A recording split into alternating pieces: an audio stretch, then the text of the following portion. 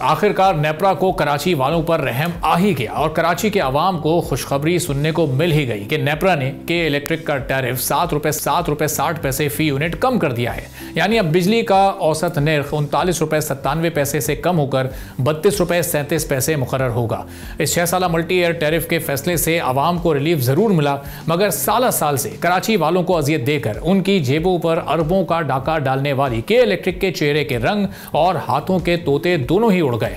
नेपरा के इस फैसले के आते ही के इलेक्ट्रिक ने फौरन ही चीखों पुकार शुरू कर दी। कहा कि यह फैसला पायदार नहीं, ये रटी रटाई गर्दान ऐसे की जा रही है जैसे पिछले 7 सालों में कंपनी के सीईओ मोनिस अलवी की कारकर्दगी बहुत ही पायदार रही हो। सवाल यह है कि 7 साल के इस दौर में आखिर मोनिस अलवी की कोई एक बड़ी कामयाबी है, कोई अचीवमेंट है? जब से मौसूफ ने चार्ज संभाला है, क्या के इलेक्ट्रिक की पैदावार बढ़ी? तो इसका जवाब है नहीं, बिल्कुल नहीं बढ़ी, बल्कि यूं कहें कि तलब के मुकाबले में कम हुई है तो ये ज्यादा सच होगा। दूसरा सवाल यह है कि क्या मोनिस अलवी के दौर में कराची वालों के लिए के इलेक्ट्रिक की बिजली सस्ती हुई? तो इसका भी जवाब है बिल्कुल नहीं हुई, बल्कि हुकूमत से सब्सिडी के अरबों डकार कर कंपनी आवाम की जेबों पर भी डाका मार रही है और लोड शेडिंग की शक्ल में उन्हें अजियत से अलग से बर्दाश्त करना पड़ रही है। और फिर सबसे बढ़कर ये कि मोनिस अलवी के आने से के इलेक्ट्रिक की खवातीन मुलाजमीन ज्यादा गैर महफूज हुई हैं, क्योंकि मौसूफ खुद जिनसी हैरसगी के सजा याफ्ता हैं।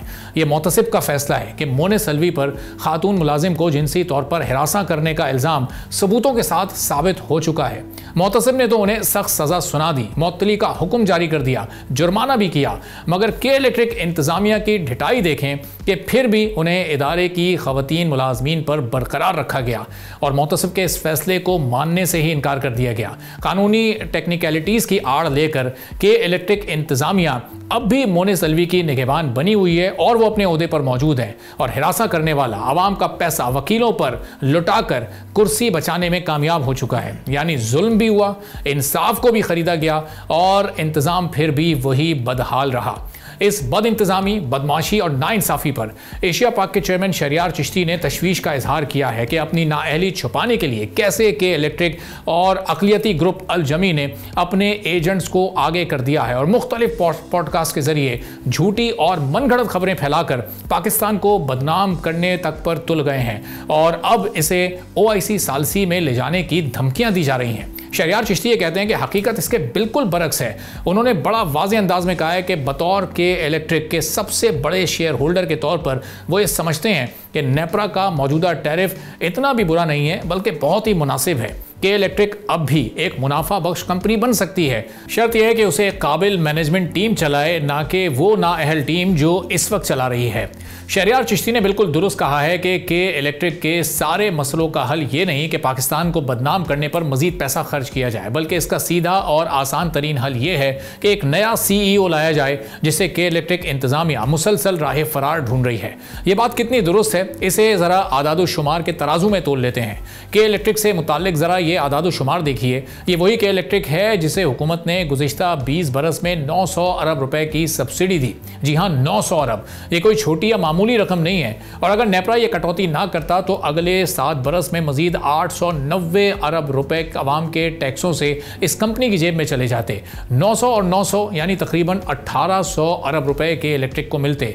दुनिया में कहीं ऐसा देखा गया है कि एक निजी कंपनी हो मगर इसका नफा आवाम दे? सिर्फ नफा ही नहीं बल्कि नुकसान भी आवाम उठाए। ऐसे में कहां गई निष्कारी की वो कहानी जिसका मकसद सरकारी बोझ कम करना था? दिलचस्प बात यह है कि कराची वो शहर है जो मुल्क के वफाकी रेवेन्यू में 55% हिस्सा डालता है, यानी आधी सब्सिडी भी इन्हीं जेबों से वापस निकलती है जो पहले ही बिलों के बोझ तले दबे हुए हैं।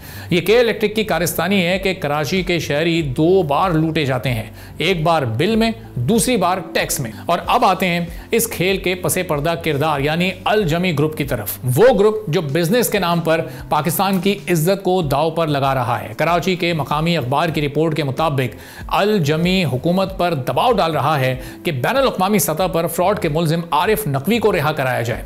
जी हाँ, वही आरिफ नकवी जो अरबों डॉलर के फ्रॉड में मतलूब है, जिसे दुबई में सजा हो चुकी है, जो अमेरिका में 291 साल कैद का सामना कर रहा है। मगर फिर भी अल जमी ग्रुप ये चाहता है कि पाकिस्तान हुकूमत इसके लिए मदद करे और अगर ना करे तो धमकी दी जाती है कि पाकिस्तान को OIC आर्बिट्रेशन में घसीट कर ले जाया जाएगा। सवाल यह है कि सरमायाकारी के नाम पर क्या यह पाकिस्तान की तौहीन नहीं? मगर बात सिर्फ यहाँ पर ख़त्म नहीं होती, अभी जराइम की फहरिस्त बहुत लंबी है। मजीद सुनिए, यह ग्रुप सऊदी प्रिंस मंसूर के साथ शेयर्स के तनाज़े को भी हवा दे रहा है ताकि दबाव बढ़ाया जा सके, प्रेशराइज किया जा सके और हुकूमत को ब्लैकमेल भी किया जा सके। यही नहीं, मुबैना तौर पर डॉक्टर शकील आफरीदी के बदले आरिफ नकवी की रिहाई तक की बातें की जा रही हैं। यानी मुल्क का वकार, अदलिया का निज़ाम सब एक धंधे की बोली में तोले जा रहे हैं। ये है वो पागलपन अल जमी ग्रुप का, जहां कारोबारी मफाद के नाम पर रियासत को ब्लैकमेल किया जाता है, मुल्क के सरमायाकारों को बदनाम किया जाता है और कराची के अवाम को अंधेरे में रखा जाता है। अब यहाँ पर सवाल यह है कि कब तक ये मनमानियाँ चलती रहेंगी और कौन रोकेगा मोनिस अलवी की नाअहली को, अल जमी ग्रुप की बदमाशी को और के इलेक्ट्रिक की लूटमार को? क्या अब वो वक्त नहीं आ गया कि कोई इनसे पूछे कराची को अंधेरों में धकेलने हिसाब आखिर कब होगा? ये नाअहलियाँ आखिर कब ख़त्म होंगी? ये लोड शेडिंग का अजाब कराची वालों पर से कब टलेगा? सब्सक्राइब करें और बेल दबाएं ताकि कोई खबर रह न जाए।